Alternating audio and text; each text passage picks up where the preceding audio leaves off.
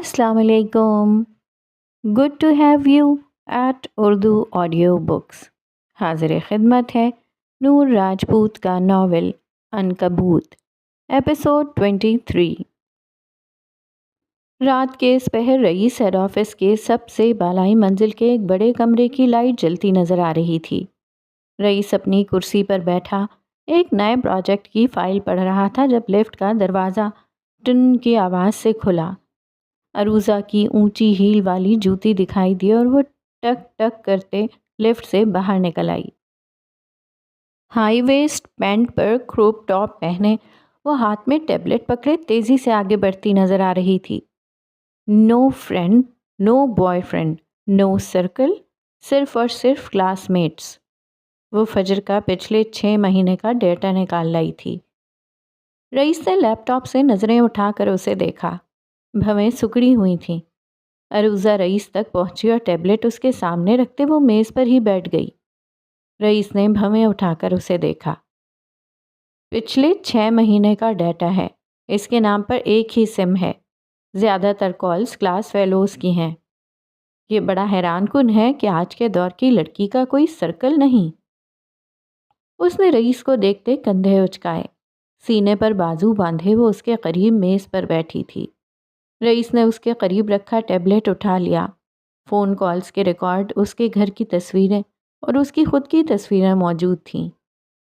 वो screen swipe करते हुए उसकी तस्वीरें देख रहा था। एक जगह वो रुक गया। वो संगी बेंच पर बैठी थी। हल्के गुलाबी रंग के कॉटन के सूट में सफ़ेद स्कार्फ गर्दन के गिर्द लिपटा था। बाल जूड़े में बंधे थे और चश्मा आंखों पर जमा था। वो हाथ में किताब पकड़े बैठी थी।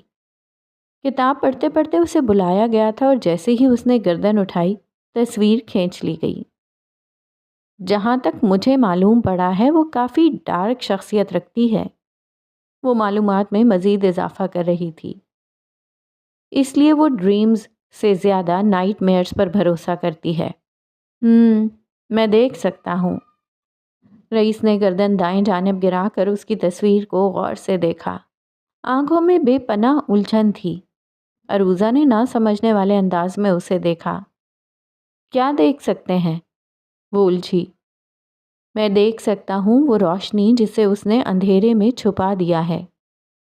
उसके वजूद से फूटती ताजगी वो यहाँ तक महसूस कर सकता था। मुझे नहीं लगता ऐसा कुछ है। वो अपनी तस्वीरों से काफ़ी मुख्तलिफ है।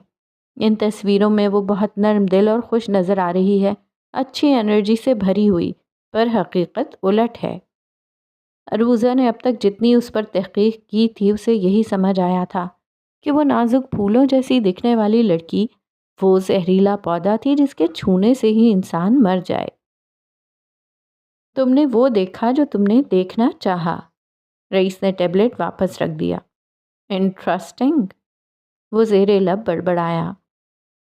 मैंने जो जाना वो ये है कि एक छोटे से पुराने मोहल्ले के एक टूटे फूटे मकान में रहने वाली लड़की ने ऐसे ख्वाब कैसे देख लिए और इन ख्वाबों को पूरा करते करते वो यहाँ तक पहुँच गई। ये हैरान कुन है। वो मेज़ से उठ खड़ी हुई और घूमकर मेज़ के दूसरी जानिब रखी कुर्सी पर बैठ गई। बाल आज भी यूं चिपके हुए थे जैसे तेल लगाकर जमाए गए हों। भूरी रंगत कमरे की हल्की रोशनी से दमक रही थी। वो सर्वाइवर है और सर्वाइवर्स तो जहन्नम तक से निकल आए। ये तो फिर पुराना मोहल्ला था। मुशाहिदा बोल रहा था। इंसान कहाँ पैदा होता है ये चॉइस उसके पास नहीं होती। हाँ, अलबत्ता वो जिस मकाम पर मरता है वो उसके हाथ में होता है। तो एक सर्वाइवर का शिकार कैसे करेंगे आप? लैपटॉप अपनी जानिब खसकाते उसने उल्टा सवाल किया। इससे पहले रईस कोई जवाब देता, मेज़ पर रखा उसका फ़ोन बज उठा। स्क्रीन पर नागन लफ्ज़ चमकता नज़र आया। हाँ, वो कभी कभी लोगों के कॉन्टैक्ट नंबर उनके असल नाम से सेव नहीं करता था। वो उसी नाम से सेव करता था जो वो उन्हें देता था। गहरा सांस लेते उसने फ़ोन उठाकर कान से लगाया और अगले ही पल उसने झटके से फ़ोन कान से दूर किया। कान के पर्दे फाड़ देने वाली म्यूज़िक की आवाज़ गूंजी। एक हसीना थी, एक दीवाना था। क्या उम्र, क्या समा, क्या ज़माना था। رئیس نے ناگواری سے فون کی اسکرین کو گھورا۔ کچھ دیر میوزک بجتا رہا اور پھر ایک سحر انگیز نسوانی آواز ابھری۔ حسینہ لوٹ آئی ہے رئیس۔ نسوانی قہقہا گونج گیا۔ رئیس کی پیشانی پر شکنیں ابھریں۔ وہ منار کی ہم شکل ہے، واللہ پہلی نظر دیکھو تو اسی کی یاد دلاتی ہے، پر تھوڑی مختلف بھی ہے۔ سونیا سلطان کس قدر دلچسپی سے بول رہی تھی، رئیس کو کچھ کھٹکتا محسوس ہوا۔ کیا اول فول بول رہی ہو؟ اس نے دھڑکتے دل پر قابو پایا۔ ارے اب یوں نہ بنو جیسے تم کچھ جانتے ہی نہیں ہو۔ رئیس نے اس کی مٹکتی آنکھیں اور ہز اٹھاتا چہرہ تصور کیا۔ صاف صاف بات کرو، وہ عروضہ کی جانب دیکھتے بولا۔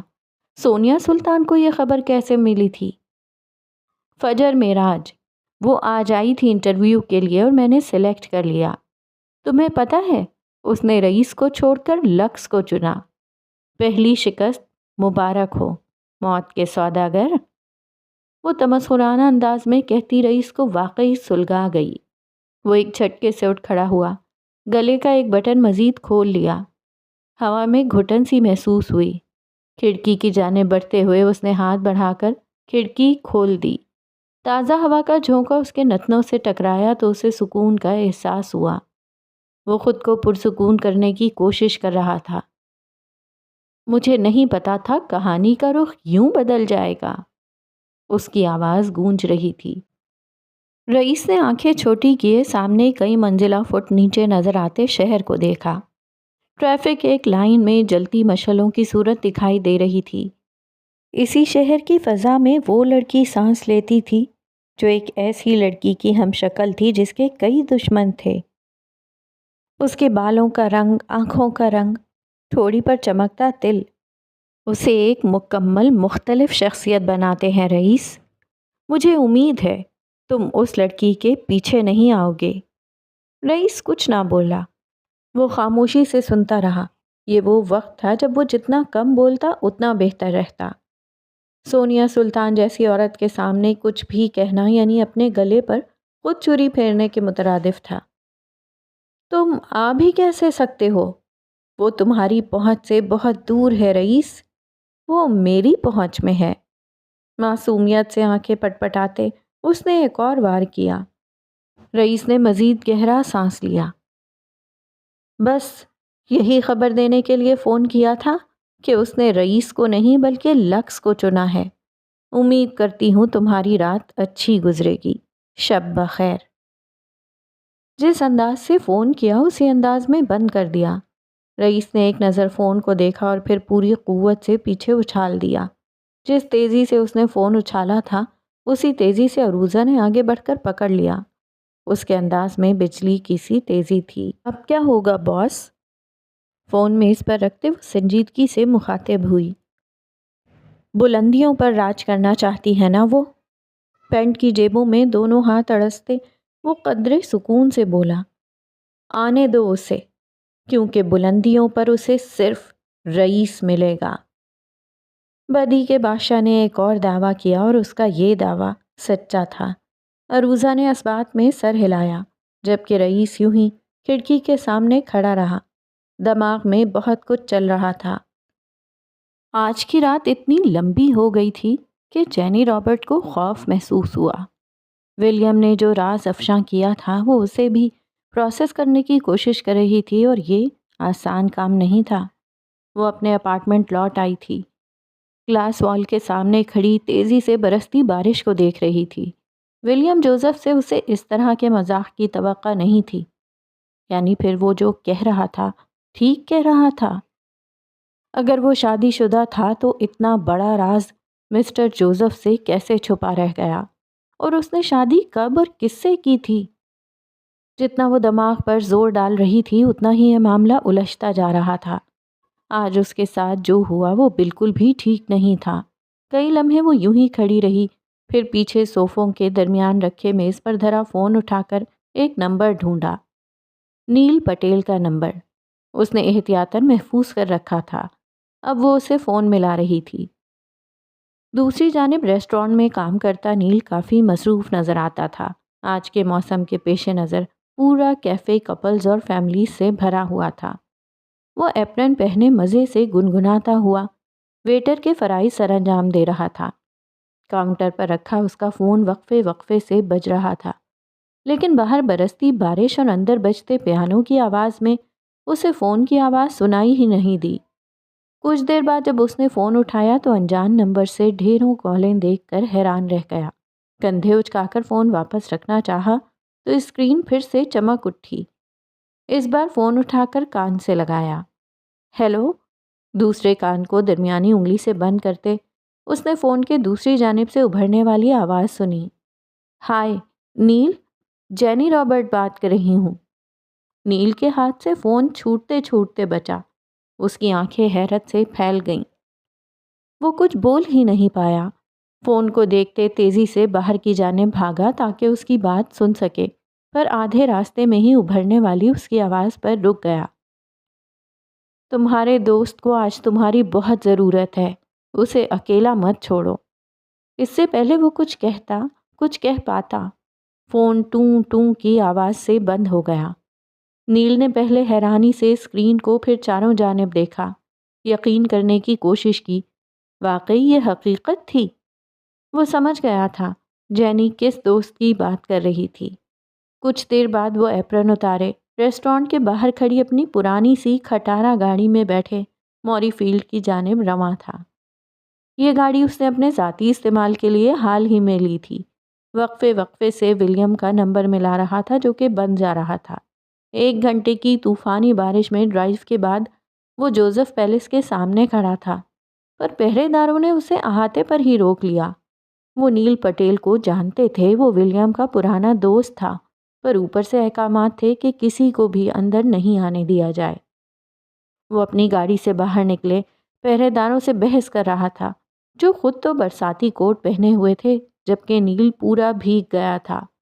چہرے پر تھپیڑوں کی صورت لگتی بارش میں وہ بولنے کی کوشش کر رہا تھا۔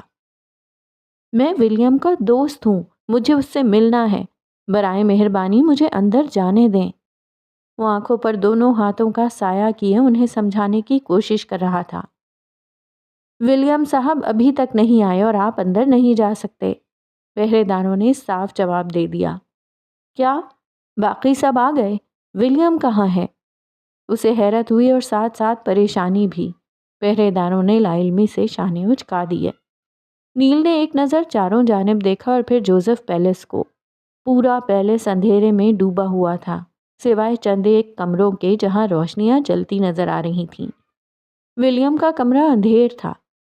گاڑی میں واپس بیٹھتے اس نے گہرا سانس لیا اور پھر ٹشو سے ہاتھ صاف کرنے کے بعد ایک بار ولیم کا نمبر ملایا۔ نمبر پھر سے بند جا رہا تھا۔ اس نے گاڑی واپس موڑ لی۔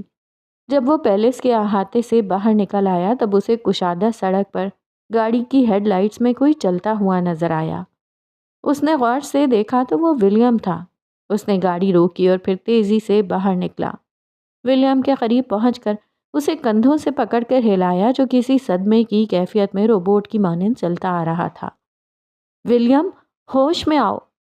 آواز پر ولیم نے سر اٹھا کر اسے دیکھا۔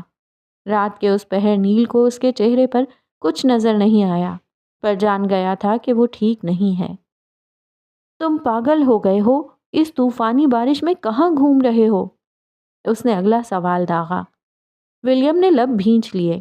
آنکھوں کا نمکین پانی بارش کے پانی کے ساتھ چہرے پر بہنے لگا۔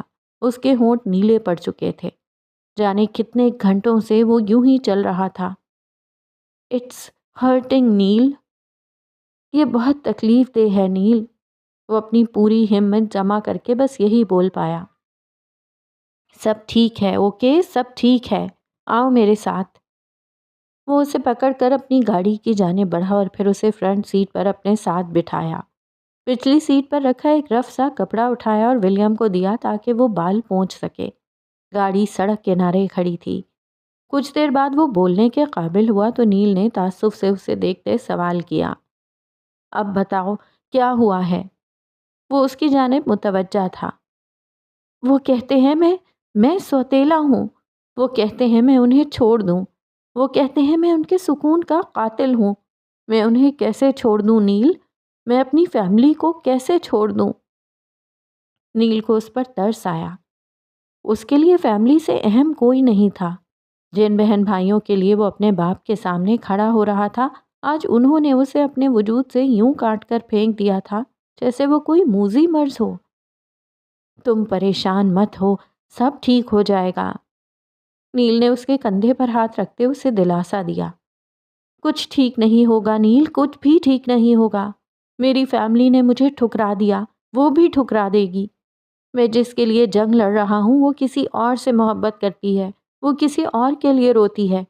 میں اسے روز روتے دیکھتا ہوں اینڈ اٹس ہرٹنگ۔ پہچان کا سفر اکیلے طے کرنے والا ولیم کڑے ضبط سے گزر رہا تھا۔ اس کے لیے یہ بات تکلیف دہ تھی کہ جو لڑکی اس کی بیوی تھی، اس کے عقد میں تھی، جس کا وہ ولی تھا، وہ کسی اور سے محبت کرتی تھی، وہ کسی اور کے لیے روتی تھی۔ شاید اب بھی روتی ہو اور اس کے لیے یہ بات تکلیف دہ تھی۔ یہ احساس موذی مرض جیسا ہے جس میں ایک مرد کو کبھی چھٹکارا نہیں ملتا۔ نیل کو پہلی بار ولیم پر شدید غصہ آیا۔ بس کر دو ولیم، کیوں خود کو ضائع کر رہے ہو؟ بھول جاؤ اسے، وہ اتنی اہم نہیں ہے۔ کیوں تم اپنی زندگی عذاب بنا رہے ہو؟ کیوں تم تکلیفوں کے الفا بنے گھوم رہے ہو؟ ولیم نے ضبط سے آنکھیں بند کرتے سیٹ سے پشت ٹکا لی۔ وہ اب گہرے سانس لے کر خود کو نارمل کرنے کی کوشش کر رہا تھا۔ فجر تک تو ٹھیک تھا، پر آج جو اس کے خاندان نے اس کے ساتھ کیا، اس نے ولیم کو مزید توڑ دیا تھا۔ میں 3 دن بعد پاکستان جا رہا ہوں، اس نے بیٹھے بیٹھے دھماکہ کیا۔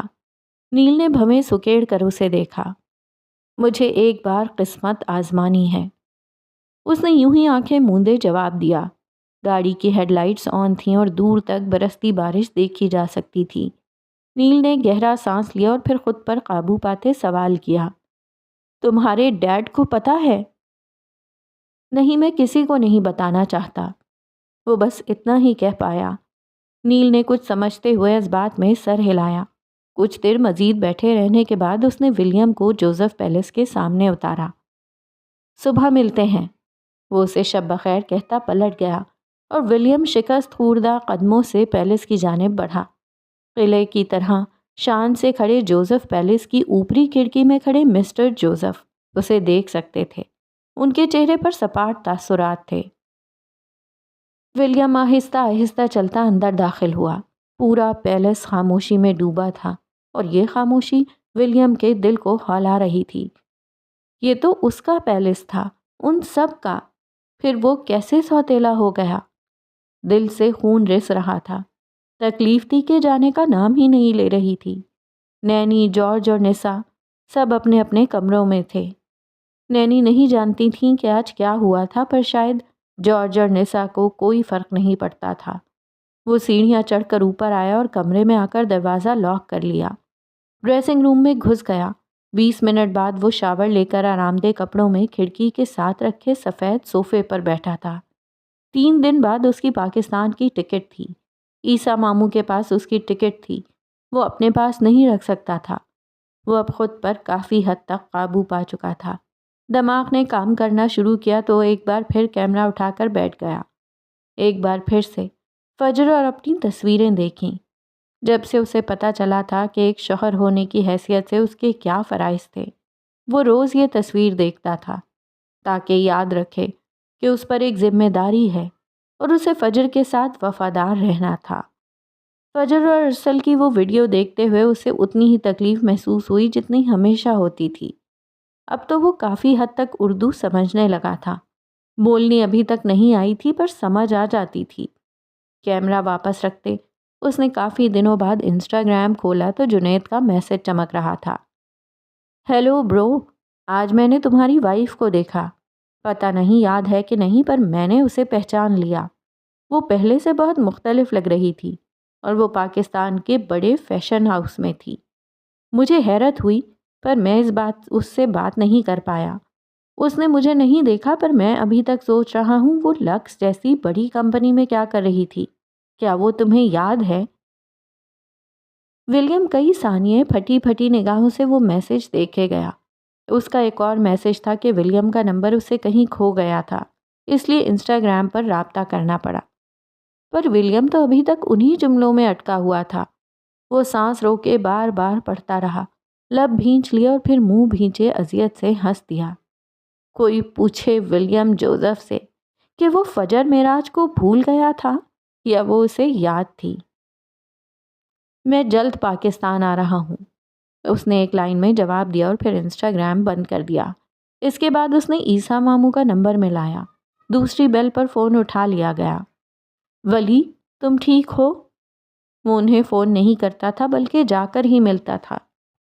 میرے اندر بہت جلن ہے، مجھے بتائیں میں کیا کروں؟ اس نے چھوٹتے ہی سوال کیا۔ میں نے تمہیں نماز کا طریقہ سکھایا تھا، وضو کر کے 2 رکعت پڑھ لو، تمہیں سکون ملے گا۔ ان کا جواب سن کر ولیم نے فون بند کر دیا۔ عیسیٰ ماموں کا بتایا گیا نماز کا طریقہ اسے ازبر تھا، پر ابھی تک وہ خود سے جائے نماز پر کھڑے ہونے کی ہمت نہیں کر پایا تھا، اور شاید یہی شروعات تھی۔ کچھ دیر بعد وہ نسبتاً وضو کیے ایک صاف شفاف چادر نرم ملائم قالین پر بچھائے اس پر نیت باندھے کھڑا تھا۔ کھڑے ہوتے ہی وہ بھول گیا کہ اسے پڑھنا کیا تھا۔ بے بسی کی حد تھی۔ وہ یوں ہی لب بھیجے کھڑا رہا، یہاں تک خوبصورت کتھئی آنکھیں پانیوں سے بھرنے لگیں۔ مجھے کچھ نہیں پتا، میں کچھ نہیں جانتا، میں تو اس قابل بھی نہیں کہ آپ کے سامنے کھڑا ہو سکوں، مجھے تو پوری نماز بھی نہیں آتی، لیکن پھر بھی میں ولیم ولی جوزف آپ کے در پر آ کر کھڑا ہوا ہوں، مجھے قبول کر لیں۔ یہ ولیم جوزف کا جوزف پیلس میں پہلا سجدہ تھا، پھر اسے کیوں قبول نہیں کیا جاتا؟ اگلی صبح اتنی روشن اور حسین تھی کہ ولیم بستر پر لیٹے لیٹے کھڑکی سے نظر آتی روشنی دیکھ کر دھیما سا مسکرا دیا۔ وقت دیکھا تو دن کے 2 بج رہے تھے۔ رات مشکل سے ہی آنکھ لگی تھی۔ گہرا سانس لے کر بیٹھا، اسے ناشتے پر بھی کوئی بلانے نہیں آیا۔ دل پر عجیب سا گھونسا پڑا، یعنی اس کی کوئی اہمیت نہیں تھی۔ 20 منٹ بعد وہ فریش ہو کر سیڑھیاں اتر رہا تھا۔ لاؤنج میں اسے کوئی بھی نظر نہیں آیا۔ بھوک سے پیٹ میں چوہے ناچ رہے تھے۔ اسی بھوک کا علاج کرنے وہ کچن کی جانب رواں تھا، اور جیسے ہی اس نے کچن کے دروازے سے اندر قدم رکھا، وہ ٹھٹک کر رک گیا۔ پہلے چہرہ فق ہوا اور پھر سرخ پڑ گیا۔ سامنے ہی جارج اور لیزا، باورچن صوفی کی بیٹی، جو آج کل اپنی ماں کی بیماری کی وجہ سے کام پر آ رہی تھی، دونوں شیلف کے ساتھ کھڑے تھے۔ جارج اس کے چہرے پر جھکا ہوا تھا، اور یہ منظر کم از کم ولیم کے لیے ناقابل بیان تھا۔ وہ جارج جس کا 26-27 سالوں کا ریکارڈ اس حوالے سے صاف تھا، وہ اپنے ہی گھر کی باورچن کی کم عمر بیٹی سے اس طرح کے تعلقات بنائے گا؟ جارج! ولیم دبے دبے لہجے میں چلایا۔ لڑکی آواز پر ڈر گئی اور ولیم کو دیکھتے ہی اس نے رخ پھیر لیا۔ شرمندگی سے اس کا چہرہ سرخ پڑ گیا۔ جارج نے گردن موڑ کر اسے دیکھا۔ Get out William! اسے جیسے فرق ہی نہیں پڑتا تھا۔ وہ دوبارہ لیزا کی جانب جھکا، پر وہ اب غیر آرام دہ محسوس کر رہی تھی۔ ولیم مزید نہیں دیکھ پایا۔ وہ تیزی سے آگے بڑھا اور جارج کا رخ کندھے سے پکڑ کر اپنی جانب موڑا۔ سیدھا سادہ جارج مونسٹر کب بنا تھا؟ ولیم کی سمجھ سے یہ باہر تھا۔ میں نے کہا نا دفع ہو جاؤ! لڑکی ڈر کر کھسک گئی۔ جارج نے ولیم کو مارنے کے لیے ہاتھ اٹھایا، پر ولیم اس بار اس کا مکہ روک چکا تھا۔ جارج کی آنکھیں زخمی اور چہرہ سرخ تھا۔ اس بار نہیں، تم اس حد تک کب گرے؟ وہ غلط کر رہا تھا اور ولیم اسے روکنا چاہتا تھا۔ تمہیں لگتا ہے تم مجھے روک پاؤ گے؟ جارج نے زوردار گھٹنا اس کے پیٹ میں رسید کیا، اور تھوڑی دیر بعد دونوں گتھم گتھا تھے۔ ایک دوسرے پر جان چھڑکنے والے بھائی اب روز لڑتے جھگڑتے تھے۔ شیلفوں پر رکھا سامان نیچے گرنے لگا۔ تم جارج جوزف ہو، تم اپنے مقام سے مت گرو، ولیم اسے سمجھانے کی کوشش کرنے لگا۔ اور تم اپنی اوقات میں رہو تو اچھا رہے گا۔ سامان گرنے کی آواز پر نسا کچن میں آئی تو ان دونوں کو لڑتے دیکھ کر اس کی چیخ ابھری۔ انہیں چھڑانے کے لیے پہرے داروں کو بلایا گیا۔ جارج تو قابو میں ہی نہیں آ رہا تھا۔ حقیقت کا کسی کو بھی علم نہیں تھا۔ نسا نے نفرت آمیز نگاہوں سے ولیم کو دیکھا، جبکہ نینی کی نگاہوں میں کئی شکوے تھے۔ کیا ولیم کوئی سکون کا دن گزرنے دے گا؟ نینی میری بات سنیں۔ وہ تڑپ کر ان کی جانب لپکا۔ بس ولیم، انہوں نے ہاتھ اٹھا کر اسے روک دیا۔ بہت ہو گیا۔ ان کے لہجے اور آواز میں واضح تنبیہ تھی۔ ولیم تھوک نگل کر رہ گیا۔ پھر وہ کچھ دیر بعد پیلس سے نکل گیا۔ اب اس گھر پر اس کا کوئی حق نہیں تھا۔ یہاں کے لوگ اس کے نہیں رہے تھے۔ سارا دن آوارہ گردی کرنے کے بعد وہ عیسیٰ ماموں کے پاس گیا۔ انہوں نے ولیم کو کافی حوصلہ دیا۔ رات اس نے ان کے پاس گزاری، ان کے ساتھ ساری نمازیں ادا کی۔ وہ پاکستان واپس جا رہا تھا۔ سارے دکھوں میں ایک یہ خوشی ساتھ تھی۔ اگلے دن نیل سے ملا اور اس سے ساری بات بتائی۔ تمہیں پاکستان نہیں جانا چاہیے ولیم، تمہیں یہاں رہ کر اپنے تعلقات درست کرنے چاہیے، نیل نے اسے مشورہ دیا۔ یہاں میرے لیے کچھ نہیں بچا، اور اس لڑکی نے بھی تمہیں ٹھکرا دیا تو؟ ولیم سانس نہیں لے پایا۔ کئی لمحے یوں ہی بیٹھا رہا، سر جھکائے مجرموں کی طرح۔ اس سوال کا جواب اس کے پاس نہیں تھا۔ ایک بار کوشش کر لینے دو۔ اس نے پھیکا سا ہنستے ہوئے کندھے اچکائے۔ کچھ دیر مزید بیٹھے رہنے کے بعد وہ چلا گیا۔ اسے جینی کا فون آیا تھا۔ وہ اس سے ملنا چاہتی تھی۔ اس کے جانے کے بعد نیل کا چہرہ سپاٹ پڑ گیا۔ اس نے فون اٹھا کر ایک نمبر ملایا۔ اسکرین پر چمکتا ہوا جوزف پیٹرسن واضح دیکھا جا سکتا تھا۔ بولو نیل، کیا خبر ہے؟ دوسری جانب سے سرسراتی آواز ابھری۔ ولیم پاکستان جا رہا ہے، میں چاہتا ہوں آپ اسے روک لیں۔ بہت بہت شکریہ اس خبر کے لیے نیل، تمہیں ایک اچھے انعام سے نوازا جائے گا، انہوں نے سرد لہجے میں کہتے فون بند کر دیا۔ پتہ نہیں کل آنے والی رات کیا طوفان لانے والی تھی۔ تم نے کہا تم شادی شدہ ہو، کیا ثبوت ہے؟ وہ نسبتاً پرسکون گوشے میں بیٹھے تھے، شہر کا مہنگا ترین ریسٹورانٹ جہاں سیلیبریٹیز کو مکمل پرائیویسی ملتی تھی۔ تمہیں ثبوت کیوں چاہیے؟ ولیم نے الٹا سوال کیا۔ جینی نے اس کی نیلی پڑتی آنکھ کو دیکھا۔ یقیناً پھر کسی لڑکے سے لڑ کر آیا تھا۔ وہ تعصب سے اسے دیکھے گئی۔ دل کو منانے کے لیے کہ تم کسی اور کے ہو۔ وہ پھیکا سا مسکرائی۔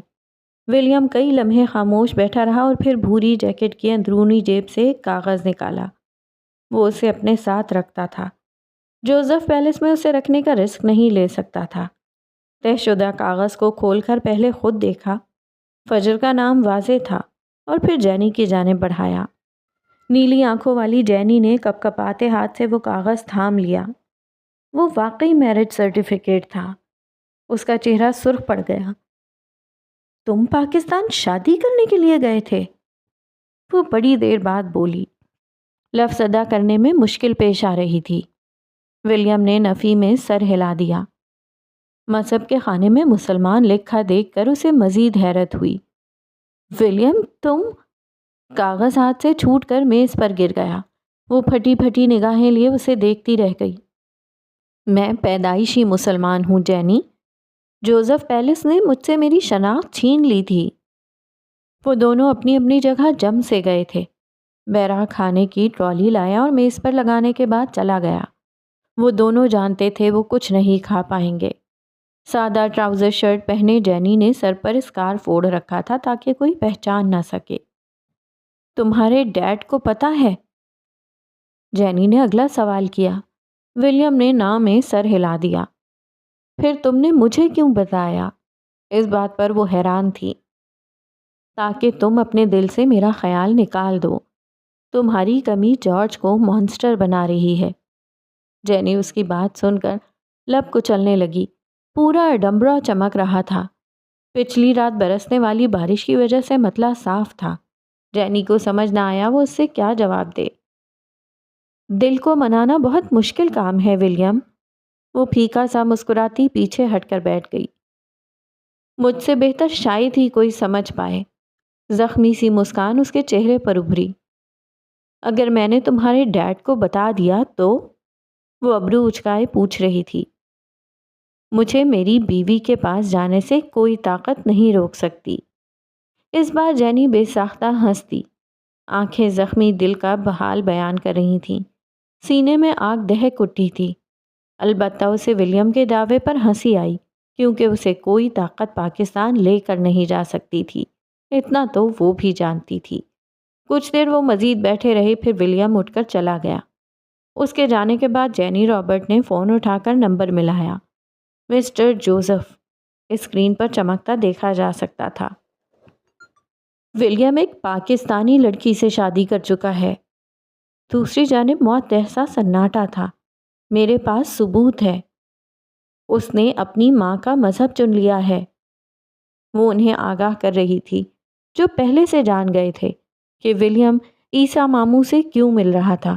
دوسری جانب سے کچھ کہا گیا اور پھر فون بند ہو گیا۔ سوری ولیم، فون بند ہونے کے بعد تعصب سے کہا اور پھر کھانے کا بل ادا کرتی ریسٹورانٹ سے نکل آئی۔ وہ اپنے حصے کا کام کر چکی تھی۔ ایک دن بعد وہ بیگ کندھے پر لٹکائے رات کے اس پہر تیزی سے بھاگ رہا تھا، اپنی موت سے بچنے کی کوشش کرتے زندگی کی جانب بھاگ رہا تھا۔ یہ جوزف پیلس کا پچھلا حصہ تھا۔ یہاں سے جنگل شروع ہو رہا تھا، وہی جنگل جس نے نینسی کو نگل لیا تھا۔ جوزف پیلس کے پہرے دار جارج سمیت اس کے پیچھے لگے تھے، اور وہ ان سے بچنے کے لیے پوری ہمت سے بھاگ رہا تھا۔ سانس پھول چکا تھا، چہرہ سرخ پڑ گیا، اور چہرے پر چمکتی پسینے کی بوندیں اس کے خوف و ہراس کو واضح کر رہی تھیں۔ تم بھاگ نہیں پاؤ گے ولیم، کوشش ترک کر دو۔ اپنے عقب میں اسے جارج کی تمسخرانہ آواز سنائی دی۔ 1 گھنٹے بعد اس کی فلائٹ تھی۔ عیسیٰ ماموں اس کا انتظار کر رہے تھے، پر اس کے لیے اس جال سے نکلنا کافی مشکل ہو گیا تھا۔ اس کے عقب میں شان سے کھڑے جوزف پیلس کی سب سے بالائی منزل پر مسٹر جوزف اپنے پرائیویٹ کمرے میں کھڑکی کے سامنے کھڑے تھے۔ پینٹ کی جیبوں میں ہاتھ ڈالے وہ ولیم کو بھاگتے ہوئے دیکھ رہے تھے۔ پہرے دار اور جارج اس کے پیچھے تھے۔ انہوں نے سرد سپاٹ آنکھوں سے اسے دیکھا۔ یہاں سے بھاگتا ہوا ولیم بمشکل نظر آ رہا تھا۔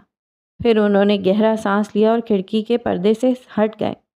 الماری سے انہوں نے تیر کمان نکالا اور واپس کھڑکی میں نظر آئے۔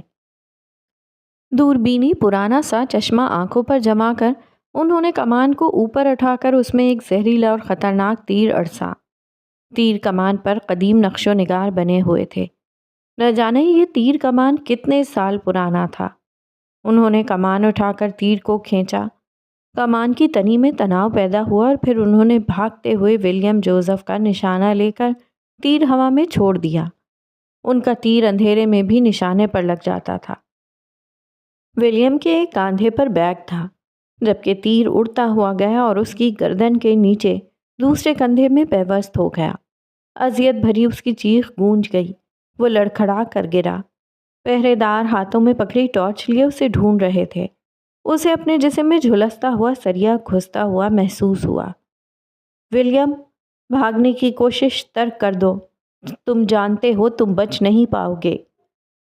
جارج کی ہس اٹھاتی آواز سنائی دی۔ ولیم پوری ہمت جمع کر کے کھڑا ہوا۔ کچھ بھی ہو جائے وہ رک نہیں سکتا تھا، پر اس کی آنکھوں کے سامنے اندھیرا چھانے لگا۔ تمام تر ہمت جمع کرنے کے باوجود وہ چند قدم ہی چل پایا اور پھر لڑکھڑا کر گر گیا۔ اس کا ذہن اندھیروں میں ڈوبتا چلا گیا۔ کچھ دیر بعد پہرے دار اسے بازوؤں سے گھسیٹتے واپس جوزف پیلس کی جانب لے جا رہے تھے۔ جارج جوزف کی پراسرار سیٹی رات کے اس پہر پورے جنگل میں گونج رہی تھی۔ ولیم جوزف پیلس کا قیدی تھا۔ اس نے کیا سمجھ لیا تھا وہ آسانی سے فرار ہو جائے گا؟